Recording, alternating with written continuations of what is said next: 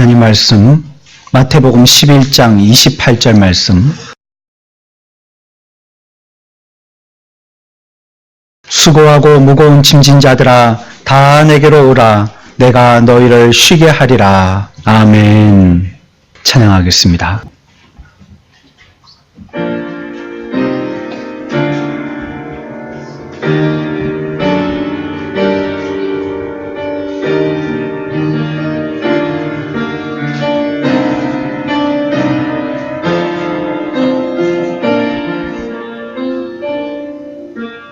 슬픈 마음 있는 자, 눈과용 병든 자, 누구든지 부르시오. 예수 이름 부르시오. 그 이름을 믿는 자, 그 이름을 부르는 자, 그가 어떤 사람이든 그는 구원 얻으니. 슬픈 마음 있는 자, 눈과 영혼 병든 자, 누구든지 부르시오. 예수 이름 부르시오. 그 이름을 믿는 자, 그 이름을 부르는 자, 그가 어떤 사람이든 그는 구원 얻으니. 예수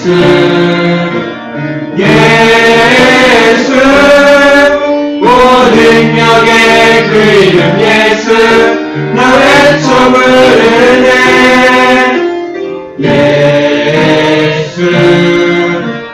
예수 오 구원의 그 이름 예수 나 외쳐 부르네. 예수 그리스도.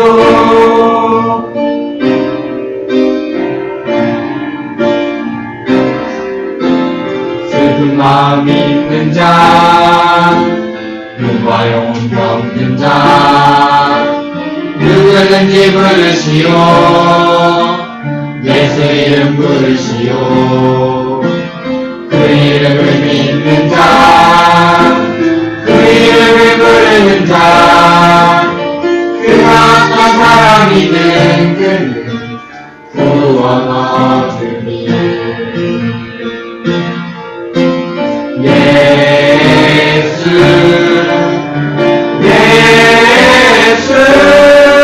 모든 역의 그 이름 예수 나 외쳐 부르네.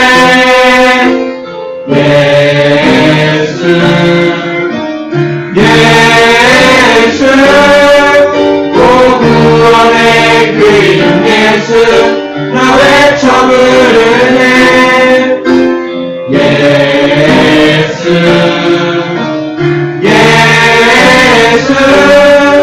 오 능력의 그 이름 예수 나 외쳐 부르네.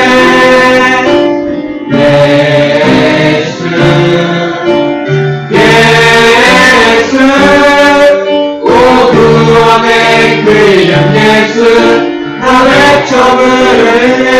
예수 그리스도.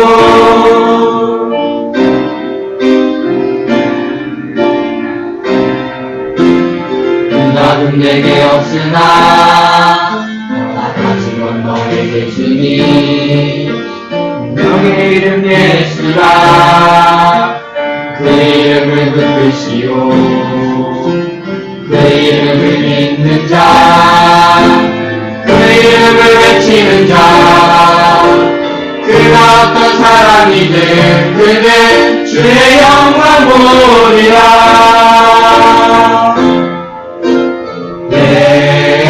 예수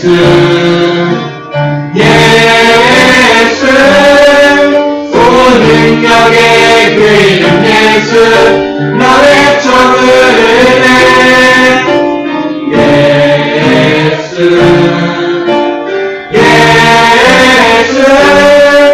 오 구원의 그 이름 예수 나 외쳐 부르네. 예수 그리스도.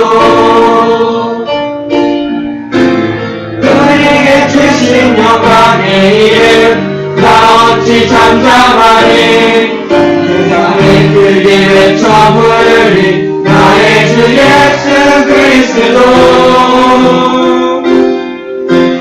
예수 예수 온 능력의 그 이름 예수 나 외쳐 부르네 예수 예수 오 구원의 그 이름 예수 나 외쳐 부르네 예수 예수 온 능력의 그 이름 예수 나 외쳐 부르네 예수 예수 오 구원의 그 이름 예수 나 외쳐 부르네 예수 그리스도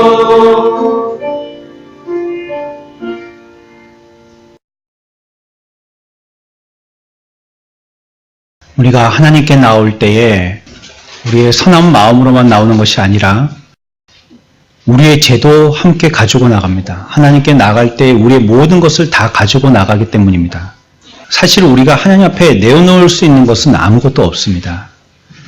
저나 여러분이나 하나님 앞에서는 어떤 것도 그것이 우리를 드러낼 수 있는 자랑거리가 되지 못하기 때문입니다. 우리는 죄를 가지고 있고 죄인이어서 하나님 앞에 들고 나갈 것이 죄뿐이 없다는 것을 아주 천천히 깨닫게 되어집니다.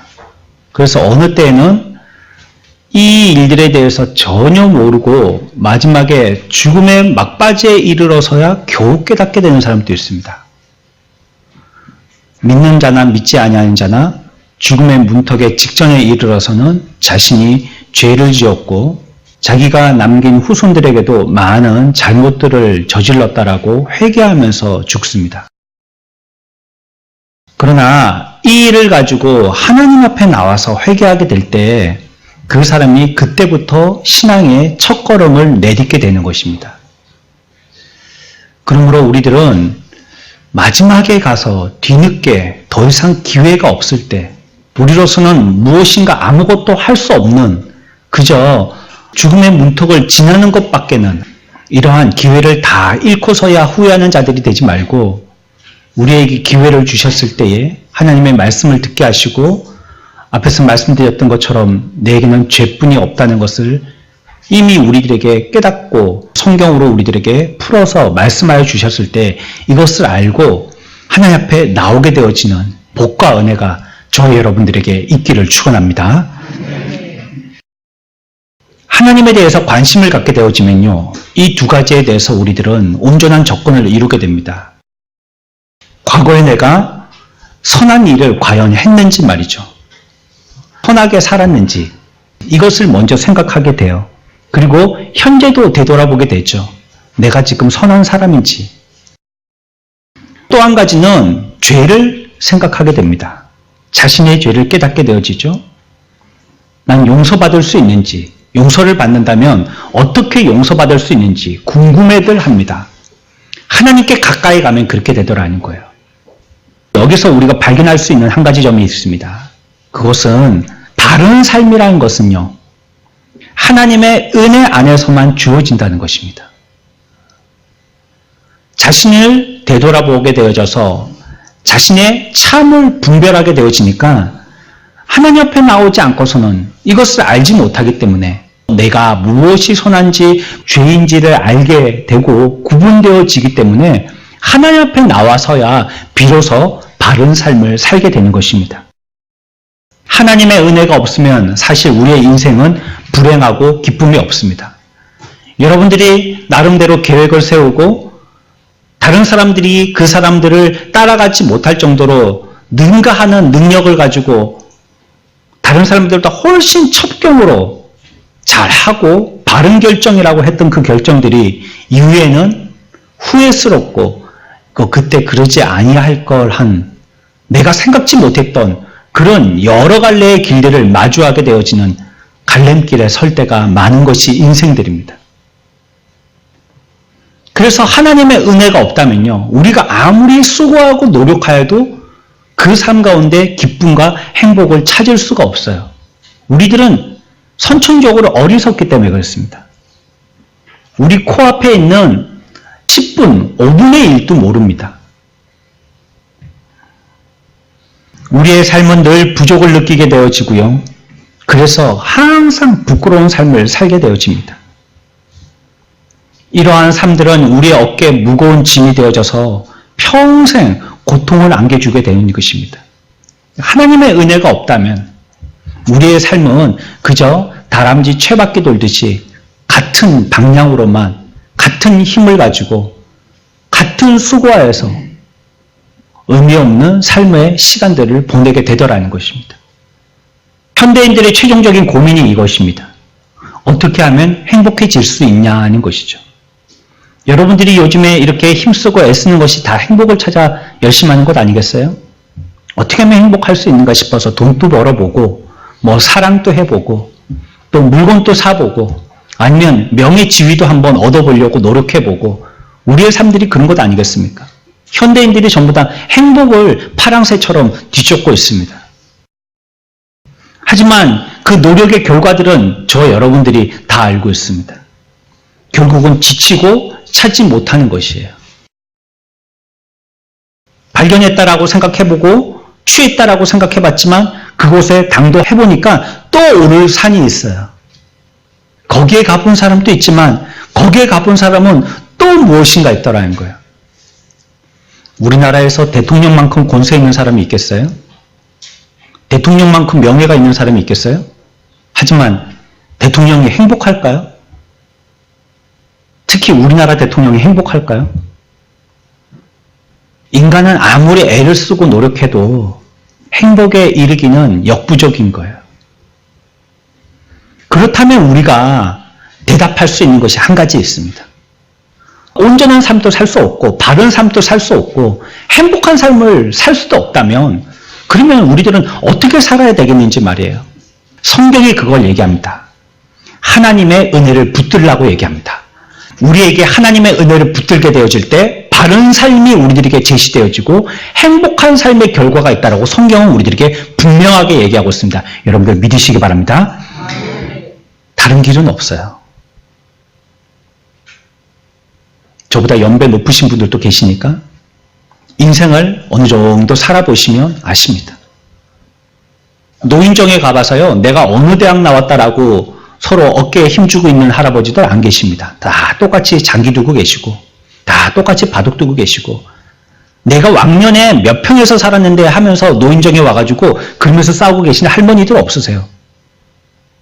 똑같이 며느리 욕하고 앉아있고, 똑같이 아들 자랑하고 얘기하고 있고, 똑같습니다.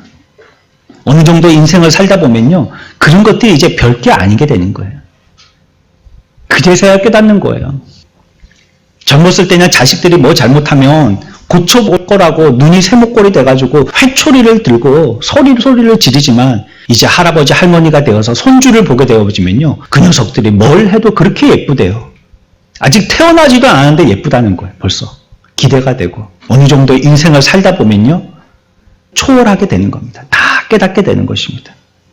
완벽한 대답은요, 하나님의 은혜밖에 없다는 거예요. 하나님의 은혜 없이는 우리에게 인생의 참 행복도 바르게 살 수 있는 방법도 없다는 것이 저와 여러분들의 고백이고요, 성경이 우리들에게 얘기하고 있는 것입니다. 하지만 질문을 한 사람은요, 더 많은 것을 알고 싶어 합니다. 그 외에 다른 방법이 없는지 말이죠. 하나님의 은혜 말고, 그것 말고 다른 방법이 없는지 말이죠. 행복하게 살고 싶고 바르게 살고 싶은데 그런 다른 방법이 없는지 말이죠. 여기 대해서도 성경이 얘기해줘요. 없다고 얘기해요. 없다. 없을 뿐더러 전혀 없습니다. 아예 포기하셔야 돼요. 그렇게 살 수 있는 방법이 없어요. 지난 역사 속에서 많은 사람들이 행복을 찾기 위해서 온갖 수고들을 다했습니다. 하지만 그 사람들은 어쨌죠? 완전히 실패했습니다. 불로초 찾았습니까? 영생의 물을 마셨나요? 천하를 통일시켜 봤나요? 모두 다 수포로 돌아가고 말았습니다. 인생의 헛일이 되고 말았어요. 여러분들, 내일을 살 수 있는 하루라도 더 기회가 있다면요, 여러분들도 인생의 많은 사람들이 그들이 우리들에게 주셨던 그 지혜와 같이 똑같은 실패와 좌절을 하시겠어요? 그들의 입으로 고백했던 것과 같이 여러분들도 똑같이 그때 가서야 겨우 내가 실패했구나, 내가 더 이상 방법이 없구나, 이것 말고는 더 이상 길이 없구나라고 그때 포기하시겠냔 말이에요. 기회 있을 때 그 기회를 선용해야 됩니다. 우리에게 은혜를 주셨을 때 그 은혜를 붙들어야 되는 것입니다. 우리들도 실패하고 싶지 않습니다. 하지만 하나님을 붙든다는 것이 이제 처음 시작해보는 사람의 입장에 섰을 때는 너무 모호하고요, 멀게만 느껴지는 것이 사실일 것입니다. 하나님을 의지한다는 것이 어떻게 해야 될지도 모르고 과연 나의 인생을 그분에게 맡긴다는 것에 대해서 아마 망설여질 것입니다. 하지만 여러분, 하나님의 은혜라는 것은요, 결코 모호한 것이 아닙니다. 추상적이어서 그렇게 생각하면 생각대로 통신사 광고처럼요, 그렇게 하면 될 거라고 생각하는 우리의 마음에 우리가 이 시간에 같이 서로가 서로를 위로하는 위안제 마시자는 게 아닙니다. 하나님의 은혜라는 것은 분명히 현실적이고요, 확실하고 매우 경험적인 것입니다. 하나님은 우리 가운데 그 누구보다도 가까이 계시고요, 우리는 하나님의 은혜를 언제든지 우리가 원하기만 하고 사모한다면 깨닫고 느낄 수 있습니다. 그리고 그것은 어렵거나 오랜 시간이 소요되는 것이 아닙니다. 언제나 쉽고요, 간단하게 은혜를 얻을 수 있습니다. 우리는 단지 그 은혜를 어렵고 멀게 느낄 뿐입니다. 그렇게 생각할 뿐이에요. 어떤 분하고 이렇게 사귀어 보면 그런 분들이 계세요. 겉으로 보기에는 너무 냉정해 보이는 거예요. 바늘 끝 하나 꽂힐 곳이 없는 것처럼 얼굴도 반지락반지락 해가지고 어디 반짝반짝하고요, 온몸에 티 하나도 없고요, 머리카락 한 개 쓴 게 없이요, 깨끗하고요. 어떻게 그렇게 단정하고 말도 필요한 말만 똑똑해가지고 그 사람하고 사귀는데 겁이 나는 거예요. 근데 일단 그분하고 사귀어보면 그 마음은 얼마나 따뜻한지 표현을 낯설게 하고 잘 못해서 그렇지 자기 속에 있는 거라도 다 빼주고 싶은 사람이 있어요. 사귀어봐야 아는 거예요. 그 사람 가까이 가봐야 아는 거예요. 저런 사람하고 어떻게 부부로 같이 살지 싶어도요, 그런 사람은 다른 사람들이 못 본 걸 본 거예요. 사귀어보니까 정말로 따뜻함이 있더라는 거예요. 우리가 하나님의 은혜를 구하는 것도 마찬가지입니다. 멀리서 볼 때는 좀 그렇게 보일런지 모르지만 우리가 아예 겁을 먹고 너무 멀게 느껴져서 그럴런지 모르지만 사실 가까이 가보면 하나님의 은혜는 그렇게 멀리 계시지도 어렵지도 힘들지도 또 그것을 경험하는데 많은 노력을 기울여야 되는 것도 아닌 거예요. 마태복음 오늘 우리가 읽었던 11장 28절에 하나님이 우리들에게 말씀하시는 것입니다. 수고하고 무거운 짐진 자들아 다 내게로 오라 내가 너희를 쉬게 하리라 라고 말씀하십니다. 주님은 뭐라고 말씀하시냐면요, 우리에게 있는 큰 짐을 벗어버리라 라고 얘기하세요. 우리의 인생들은 모두 다 짐을 지고 있는데 그 짐을 벗기를 원한다. 수고하고 무거운 짐진 자들아 다 내게로 오라는 거예요. 일단 오기를 원하시는 것입니다. 그렇다면 자기 앞으로 나온 사람들에게 안식을 주신다라고 말씀하고 계세요. 이 말씀은 분명한 말씀입니다. 확실한 말씀입니다. 정확한 말씀입니다.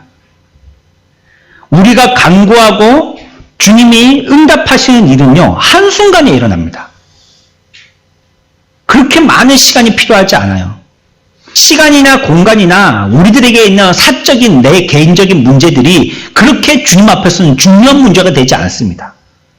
나는 이래서라든지 나는 이런 형편에서라든지 나는 과거에 이런 죄를 졌기 때문이라든지 이런 것이 하나님 앞에서는 큰 문제가 되지 않아요. 그냥 내가 무거운 짐을 지고 있다면 오는 것이에요. 그리고 그분 앞에 그 짐을 다 벗어놓는 것이에요. 하지만 그럼에도 불구하고 주님을 믿고 주님께 나아가는데 정말 어려움이 없을까라고 의심합니다. 왜냐하면 나는 내 스스로 생각할 때 너무 많은 죄를 지으면서 살았다라고 생각하기 때문이에요. 아까 말씀드렸죠? 하나님께 가까이 가면 바른 삶을 살게 되어져서 그의 선과 그의 악을 분명하게 구분할 수 있게 되어진다고. 내가 예전에 선이라고 생각했던 것이 악인 줄 깨닫게 되어지고요. 악이라고 생각했는데 그게 그렇게 큰 악이 아니라고 깨닫게 되어지는 때가 하나님 앞에 왔을 때야 비로소 알게 되어지더라는 거예요. 하나님 앞에 나왔습니다. 용기를 가지고 나왔는데 자기의 과거에 작은 죄들이 너무나도 크게 보이고요. 기억도 못했던 죄들이 무수하게 기억되는 것입니다. 이럴 때 내가 하나님 앞에 나오기를 정말로 힘들어하죠. 하지만 주님은 뭐라고 얘기하시냐면 수고하고 무거운 짐, 큰 짐이라도 가지고 나오라는 것이에요. 여러분들이 죄를 짐으로 느낀다면 그 죄의 무게가 크다라 할지라도 그것 가지고 고민하지 말고 나오라는 것입니다. 주님은 죄가 적은 사람들만 구원하시려고 오신 분이 아니에요. 수고하고 무거운 짐진 자들아 오라는 거예요. 우리들은 그렇잖아요. 운동팀을 구성하려고 해도 잘하는 사람들을 모으지 않겠어요? 뭐 예전에 좀 축구를 해봤던 사람들, 공 좀 다뤄봤던 사람들, 그런 사람들 모으지 않겠어요? 폭탄 그런 사람들은 안 모으려고 그랬죠. 저쪽 팀에 폭탄을 넣고 우리 팀에 좋은 선수가 왔으면 좋겠죠. 근데 성경은 그렇게 말씀하지 않아요. 주님께 오는 사람에 대해서 일컬을 때 큰 짐을 진 자들도 다 오라는 거예요.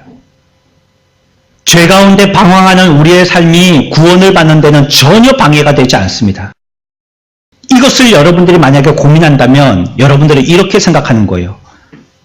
갈증이 물을 마시는데 방해가 되는구나 라고 생각하는 사람이에요. 죄 있는 사람이 하나님께 나오는 것이 나는 죄가 많아서 주님 앞에 못 나가 라고 생각하는 사람이라면 나는 갈증이 있기 때문에 물을 마실 수 없어 라고 생각하는 사람이라는 거예요. 그것은 마치 나는 가난하기 때문에 친구가 나에게 돈을 주려고 해도 나는 돈을 받을 수 없어 라고 생각하는 사람과 마찬가지라는 거예요. 물은 누가 마셔야 되는 거예요? 갈증 나는 사람이 마셔야 되죠. 돈은 누구에게 필요한 겁니까? 가난한 사람에게 더욱더 절실하게 필요한 것입니다. 주님은 누구에게 필요합니까? 죄 많은 사람들에게 필요한 것이에요. 우리가 스스로 생각할 때 죄 있는 자라 할지라도 주님은 그런 자를 지금 부르신다라고 말씀하시는 것입니다. 오히려 목마르기 때문에 물을 찾는 것이고 가난하기 때문에 돈이 더 귀한 것입니다. 그래서요, 주님은 뭐라고 말씀하시냐면요. 그렇게 얘기하세요. 의로운 사람이 아니라 죄인을 회개시키기 위해서 이 땅에 오셨다라고 얘기하고 있어요. 자기 스스로가 의롭다라고 얘기하는 사람은요, 주님 앞에 오지 않습니다. 나는 죄를 지지 않았어. 나는 사람들에게 욕드릴 만한 죄인이 아니야 라고 생각하는 사람은요, 희한하게도요, 의로운 자들이 가야 될 하나님 앞에 나오지 않더라는 거예요. 근데 어떤 자가 나오느냐? 눈물 콧물 쏙 빠지면서 나는 죄인이라고 두 손 들고 회개하는 사람이 이상하게 하나님 앞에 나오더라는 거예요. 만약에 여러분이 죄인이 아니라고 생각한다면 여러분과 주님 사이에는 굉장히 두터운 벽이 생기게 됩니다. 하지만 만약에 여러분들이 내가 악한 죄인이라고 주님 앞에 솔직하게 회개하고 용서를 빈다면 주님 앞에 나아가는 데는요, 그것 말고는 할 게 없어요. 뭐하고 나가면 돼요? 그렇게 고백하고 나가면 되는 거예요. 그냥. 자격증을 따야 되는 것도 공부를 해가지고 합격해야 되는 것도 아니에요. 그냥 나는 죄인이라고, 엄청나게 죄를 지은 죄인이라고, 일평생 그렇게 밥 먹듯이 먹고 살면서 살았던 그런 죄인이라고 그냥 그 죄의 모습을 가지고 무거운 짐을 가지고 그냥 오면 되는 것입니다. 마가복음 2장 17절에 예수께서 들으시고 그들에게 이르시되 예수님이 말씀하시는 거예요. 뭐라고 말씀하시냐면 이렇게 얘기하세요. 건강한 자에게는 의사가 쓸데없고 병든 자에게라야 쓸데있느니라. 맞는 말씀이죠? 누가 병원에 갑니까? 누가 병원에 가요? 아픈 사람이 병원에 가죠. 누가 의사 앞에 가요? 환자가 의사 앞에 가는 것입니다. 주님 말씀이 그겁니다. 건강한 자에게는 의사가 필요 없다. 어떤 자에게 필요하다고요? 병든 자에게 필요했다. 나는 의인을 부르러 온 것이 아니요 죄인을 부르러 왔노라 하시니라. 아멘. 주님이 이 땅에 오신 것은 누굴 부르러 오셨다고요? 죄인 부르러 오셨다는 거예요. 죄인. 저와 여러분들이 하나님 앞에서 죄인이 되지 않는다면 주님의 부름을 결단코 듣지 못합니다. 내가 죄인이라고 주님 앞에 고백하지 않으면 주님 앞에 결단코 가지 못합니다. 나는 의인이야. 떳떳해. 잘했어. 나는 공로가 있어. 역할을 했어. 많은 힘을 보탰어. 사람들 앞에서도 많은 걸 도왔어. 봉사했어. 얼굴 들고 다닐 수 있어. 부끄럽지 않아. 이런 사람은 결단코 하나님 앞에 못 온다는 거예요. 스스로 자신을 의인이라고 외치는 사람은 결단코 하나님 앞에 못 간다는 거예요. 누가 가요? 난 죄인이야. 난 잘난 게 한 개도 없어. 난 아무것도 못했어. 허송세월 살았어. 피해만 끼쳤어. 손해만 주었어. 행복을 찾아다녔지만 행복을 만날 수 없었어. 나는 실패자야. 이런 사람이 주님을 만난다는 거예요. 주님은 이런 자를 부르러 오셨다는 겁니다. 저 여러분들이 주님 앞에 고백적인 죄인들이 되시기를 축원합니다. 그러면 주님을 만납니다. 그러면 주님을 만나요. 그러면 주님이 만나주셔요. 하지만요, 내가 죄인이라는 점을 인정해도 또 하나의 의문이 생기는 거예요. 그래요, 나 죄인이에요. 나 죄인 맞아요. 말씀하신 대로 내가 생각해보니까 그렇게 잘 산 것 같지 않네요. 나 죄인이에요. 맞아요. 이렇게 고백했는데요. 그렇다면 하나님의 은혜의 소망을 얻으려면 어떻게 해서 내 스스로 이 죄를 없앨 수 있냔 말이에요. 내가 죄인이라서 죄를 가지고 주님 앞에 왔는데 이 죄를 어떻게 없앨 수 있냔 말이에요. 뭐 하면? 무슨 세제를 쓰면? 무슨 하이타이를 넣으면 그러면 내 죄가 깨끗하게 씻겨지겠냔 말이에요. 그렇지 않아요.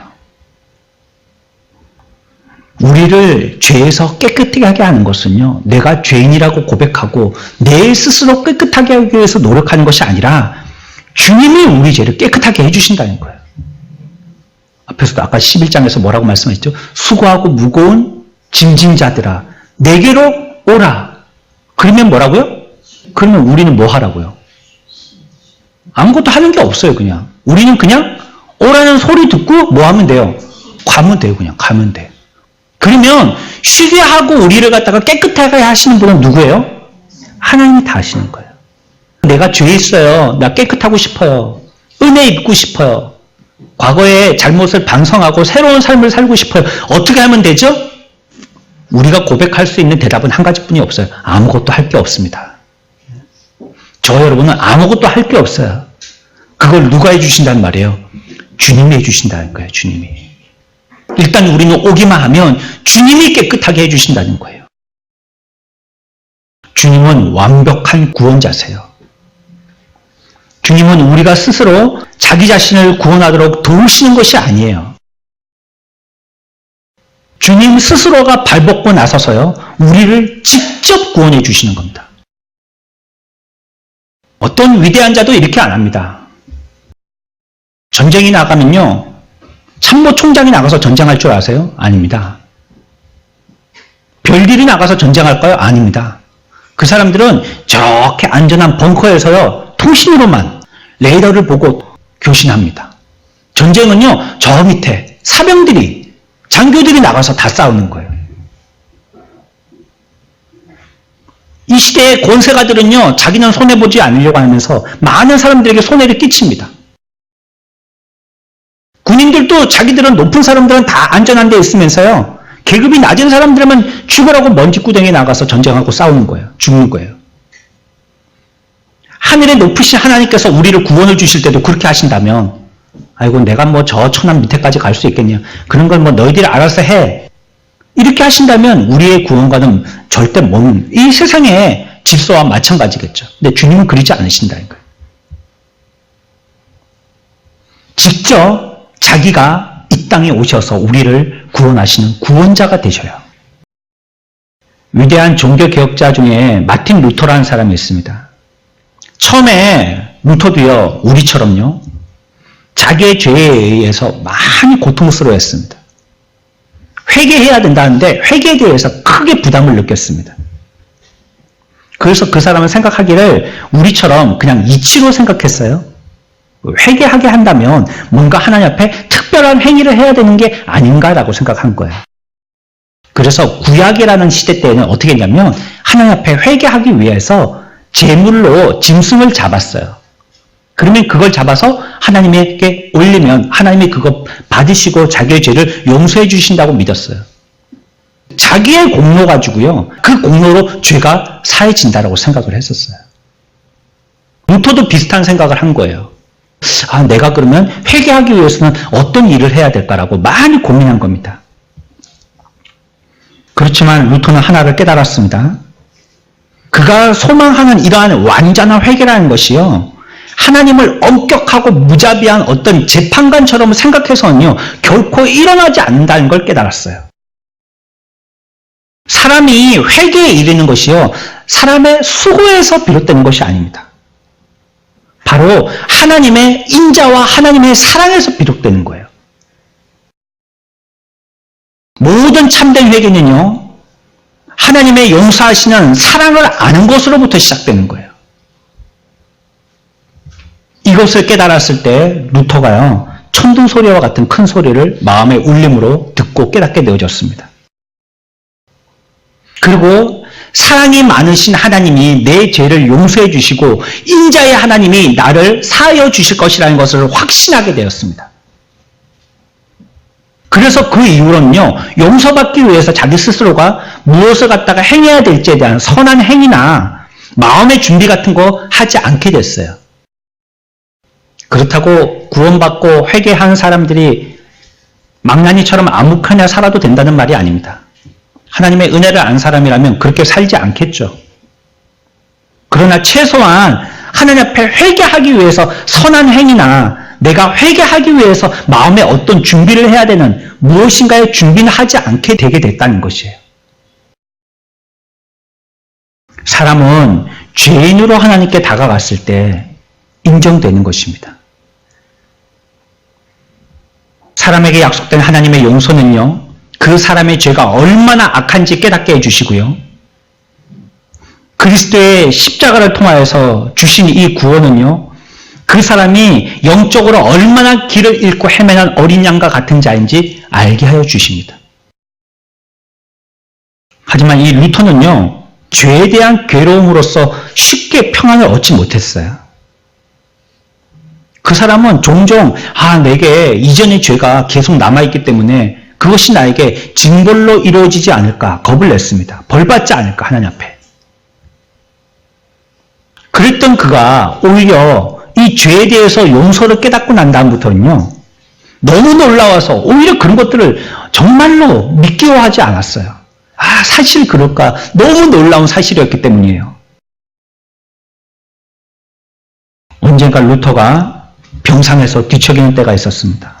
나는 하나님이 인간의 죄를 용서하신다는 것을 믿습니다. 하지만 내가 과연 그 용서를 받을 수 있을까요? 하면서 병상에서 뒤척뒤척 하였어요. 그러자 한 친구가 와서 얘기했습니다. 당신이 용서받지 못할 것 같다면 어떻게 성경에 다윗이 용서를 받았고 베드로가 용서받은 것을 믿고 있습니까? 라고 얘기했어요. 그렇게 훌륭하고 그렇게 높은 지식과 철학을 갖고 있는 사람들도 다 용서받았다는 것을 믿고 있으면서 어째 내가 용서받았다는 것을 믿지 못하냐 말이에요. 그 이유로 루터는 안심했다는 거예요. 이것을 깨달은 사람은요. 복음이 그 사람에게 자유와 평안을 가져다 줌을 압니다. 우리의 죄를 다 주님이 사하여 주시고 그 죄는 나로서 하는 것이 아니라 주님이 모두 스스로 해결해 주셔서 이제는 우리에게는 영원한 형벌이라는 것은 없다라는 것을 믿는다면 그제서야 그 사람에게 참 평안이 이루어지게 되는 것입니다. 죄인과 하나님 사이에 이 죄에 대한 문제를 해결하기 위해서는요. 흥정할 게 없습니다. 거래가 필요하지 않습니다. 이미 2000년 전에 예수님께서 다 이 문제를 해결하셨습니다. 그래서 십자가 위에서 예수님이 뭐라고 하셨죠? 마지막에 하신 말씀이 한마디셨어요. 다 이루었다. 이 말씀은 무슨 말이죠? 구원을 위해서 더 이상 인생들에게는 무엇인가 해야 될 일이 없다는 것입니다. 예수님께서 십자가에서 다 하셨기 때문에 과거와 현재와 미래의 죄를 씻기 위한 모든 것들은 예수님이 십자가에서 다 다 이루었기 때문에 이제 우리 인간들에게는 무엇인가 할 게 없다는 거예요. 온전히 모두 다 이루었다는 거예요. 그래서 십자가에서 예수님은 다 이루었다는 거예요. 1, 2, 3, 4, 5, 6번 중에서 마지막 번 10번째까지 내가 다 했다. 이런 뜻도 있겠지만 모든 것을 다 이루었다는 거예요. 필요한 것을 다 충족시켰다는 것입니다. 십자가는요, 사람들에게 죄를 전가하려고 하지 아니하시는 하나님의 깊으신 은혜입니다. 예수님으로 말미암아 그 죄가 딱 단절되고 더 이상 사람에게 진척되지 아니하도록 하신 하나님의 은혜예요. 그게 십자가의 은혜입니다. 그래서 그 소식을 우리들은 뭐라고 부르냐면 기쁜 소식, 다시 얘기하면 복음이라고 부르는 것입니다. 이제 죄가 나에게는 오지 않으니까 예수님이 가운데 방파제와 같이 딱 막아주셔서 댐과 같이 딱 막아주셔서 밀려오는 죄가 거기서 딱 멈추게 됐으니까 그러니 그 소식이 나에게 복음이 되는 것입니다. 그리고 누구든지 복음을 믿는 사람은 구원을 가져다 주시는 모든 은혜를 우리들에게 누릴 수 있게 하신다라고 성경은 얘기하고 있어요. 예수님이 십자가에 못 박아 죽으시면서요, 우리들에게 하나님의 영인 성령을 보내주셨어요. 성령이 우리를 소망 가운데 있게 합니다. 하지만 성령이라는 것은요, 우리가 하나님을 믿게 되어졌다라는 어떤 느낌을 얘기하는 게 아닙니다. 성령이 오시면 기쁨이 있고 즐거움이 있지만 성령을 나를 흥분시키는 무슨 에너지로 생각해서는 안 돼요. 성령이 하신 일은 유일하게 한 가지입니다. 무엇이냐?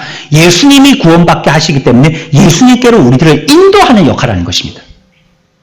우리들의 삶에서 성령이 하시는 일이 내가 지금 죄에 빠지려고 한다면 구원받도록, 구원의 길을 가도록 우리들을 인도하시는 역할을 합니다. 여러분의 삶에서 판단, 생각, 행위, 결정 모든 것들을 성령의 인도에 가시도록 우리들은 내어 맡깁니다. 그러면 결국은 성령이 뭐 하시도록 하시냐? 성령이 우리들을 죄를 깨끗게 해 주시느냐? 그게 아니고요. 성령은 우리의 죄를 깨끗게 하시는 예수께로 우리들을 인도하는 거예요. 우리의 모든 사람들을 성령이 인도하는 거예요. 예수님께로 자꾸 인도하십니다. 우리에게 전해진 이 의로움은요, 예수님으로 말미암아 우리가 죄 없게 되었기 때문에요. 나는 아무것도 안 했지만 말이죠. 그분이 나에게 덧입혀 주신 이런 말을 어렵게 귀속적인 의로움이라고 얘기합니다. 그분이 품어주셔서 그분에게 속했기 때문에 우리가 자동차에 타면 비를 한 방울도 안 맞는 것처럼 차에 타서 창문을 딱 닫아버리면 가스나 먼지가 안 들어오는 것처럼 그 안에 속해 있기 때문에 외부 환경으로부터 방어가 되죠. 그것처럼 예수의 의로움 가운데 들어가 버렸기 때문에 악한 세력이 우리 가운데 침투를 못하게 되는 거예요. 그 가운데 속해 있기 때문이죠. 그래서 성경은 그것을 뭐라고 표현하고 있냐면 예수 그리스도로 옷 입었다라고 표현합니다. 그분이 우리를 딱 덮어주셔서요, 우리가 그분으로 딱 감싸져서요, 우리 몸이 보호됐다 이렇게 얘기하는 것입니다. 그렇게 되면 우리에게는 용서가 즉각적으로 이루어지게 되어집니다. 이것이 우리의 의로움의 행위가 아니라요, 나를 대신해서 피값을 치러주신 예수 그리스도의 죽음으로 말미암아 성취되어진 완전한 용서입니다. 물론 여러분들이 예수 믿고 구원받고 난 다음에 또 죄 지을 수 있습니다. 그렇다면 또다시 구원받고 또다시 회개해야 되고 성령이 또다시 나를 갖다가 극복시켜 주셔야 할 때느냐? 아니요. 한 번으로 완성됐어요. 우리가 목욕을 해도 우리의 몸에 계속 더러운 손발에 때를 묻히잖아요. 그때는 손발만 씻으면 되는 거예요. 구태여 또 처음처럼 목욕탕에 가서 또 불리고 때를 밀 필요 없어요. 한 3일이나 일주일에 한 번씩 가서 그렇게 하는 겁니다. 구원이라는 것은 완성되었기 때문에요. 이후에 있는 우리의 손발에 진 더러운 때와 같은 죄들은요, 그때그때마다 하나님 앞에 회개하면 되는 것입니다. 그것이 우리의 구원을 결정하는 것이 아니에요. 우리의 의로움이 구원의 조건이 될 수 없습니다. 내가 착하게 살아야지 구원받는 거 아니에요. 다른 사람들에게 선행을 베풀어야지 구원받는 거 아니에요. 덕을 끼치고 자원봉사하고 사회에 기여하고 그래야지 구원받는 게 아니에요. 우리의 공로는 1g도 거기에 속해지지 않습니다. 아니 0.1g도요. 구원에는 우리의 공로가 기여하지 못합니다. 오직 예수 그리스도께서 다 하신 거예요. 그걸 우리들에게 그냥 입혀주신 거예요. 새 옷 사가지고요. 나는 돈을 하나도 지불 안 했는데 그냥 우리 엄마 아빠가 그 돈으로 새 옷을 사서 나한테 입혀주신 거예요. 그것이 하나님이 원하시는 거예요. 그것이 하나님이 기뻐하시는 거예요. 우리가 보답할 것이 없을 때 그게 진정한 용서입니다. 우리가 하나님 앞에 보답할 것이 아무것도 없을 때 하나님은 우리를 진정으로 용서해 주신 거예요. 내가 뭐 하나님 앞에 해드릴 것이 있다라고 생각한 사람은요. 아직 자기의 공로를 의지하는 사람입니다. 내가 뭔가 하나님 앞에 뭔가 기여할 수 있어라고 생각하는 사람은요. 아직 교만의 목이 꺾이지 않은 사람입니다. 아직 완전히 용서받지 못한 사람이에요. 이 사람은. 우리는 그저 빈손으로 하나님이 주시는 선물을 받기 위해서 손을 그저 내미는 것뿐이에요. 거지의 손으로 왕이 주시는 선물을 그저 받는 것뿐입니다. 우리의 역할은 그거예요. 그냥. 이것이 바로 은혜입니다.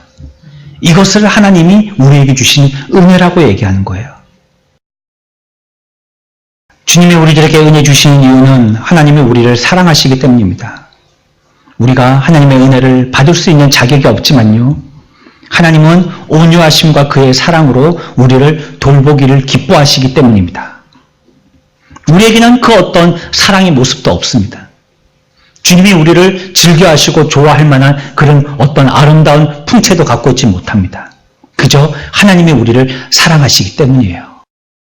수고하고 무거운 짐진 자들아 다 내게로 오라 내가 너를 쉬게 하리라. 이 말씀에는 어떤 조건도 어떤 거래도 포함되어 있지 않아요. 그저 우리를 무조건 사랑하신다는 말씀입니다. 여러분들이 지금 삶의 고난 속에서 힘들고 어렵게 살고 있다면 지금 주님을 만나시고 쉼을 얻으셔야 됩니다. 고단하고 지친 곳에 쉼과 휴식이 있다라고 성경은 얘기하고 있습니다. 당신이 너무나도 지치고 힘이 들어서 더 이상 서 있을 수 없다라고 또 걸을 수 없다고 높이 올라갈 수 없다라고 생각할지라도 주님이 우리들에게 주시는 이 안식의 그 과정이라는 것은요. 서 있던 사람이 다리에 힘을 풀고 털썩 앉는 것처럼 매우 쉽고 간단합니다. 우리가 진심으로 구한다면 주님은 분명히 우리들에게 주십니다. 그것은 결코 힘든 과정이 아닙니다. 용서와 평안과 생명은요. 하나님의 아들을 통하여서 우리들에게 주신 영적인 선물입니다. 하나님은 이 모든 것들을 우리 죄인들에게 주시기를 원하십니다. 마치 햇빛을 거저 얻듯이요. 이 선물도 돈을 주고 값을 주고 살 수 있는 것이 아니라 대가 없이 주어지는 것입니다. 우리가 하나님께 받은 선물은요. 우리의 땀과 수고의 대가가 아니라 눈물로 기도한 보상의 대가도 아닙니다. 오직 예수님이 우리를 대신해서 구원의 사건을 행하셔서 우리들에게 그저 주신 것입니다. 수고하고 무거운 짐진 자가 주님께로 오면 이 모든 짐을 다 내려놓고 쉬게 되어집니다. 저와 여러분들이 주님 앞에 나와서 이 무궁한 하나님의 모두 하나도 빠짐이 없고 결핍된 것이 없는 모든 절차 가운데에서 우리를 완전한 사랑과 완전한 은혜 가운데 있게 하시는 그래서 결국 바른 삶, 행복한 삶을 주시는 이 은혜 안에 있는 주님의 초대에 모두 응하셔서 주님의 기쁨이 되시는 저와 여러분들의 삶이 되시기를 축원합니다.